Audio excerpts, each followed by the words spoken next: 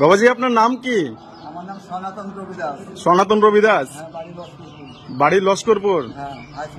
এখানে এখানে আপনি মুসলমানদের মসজিদে আপনি আজকে কি কারণে এসেছেন? বাবা আমি খুব ভর্তি অসুখে। কিসের অসুখে আপনি ভুগছেন? পেটটা বন্ধ হয়েছে, পা হাত ফুলে গেছে, চোখে কম দেখছি, খেতে বেশি না খো, তাই এসেছি আপনাদের দরবারে যে কিছু পয়সা হলে আমি ডাক্তার দেখাবো বাবা।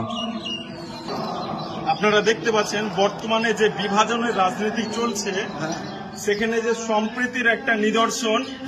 দেখুন এই বাবাজি হিন্দু আর আমরা মুসলিম, মুসলিমদের মসজিদে এই বাবাজি এসছে কিছু তার সাহায্যের জন্য। তার পেচ্ছাপ বন্ধ হয়ে গেছে, সেই জন্য তিনি এসছে।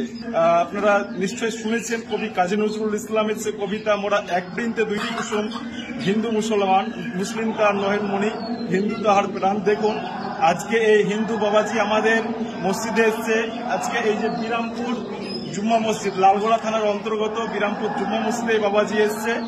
আমরা যতটুকু পারলাম মসজিদের পক্ষ থেকে, আমাদের যে এলাকার গ্রামবাসী মানুষরা, তেনারা যতটুকু পারলেন এই বাবাজিকে সহযোগিতা করলেন। আরো দেওয়ার চেষ্টা করব আমরা।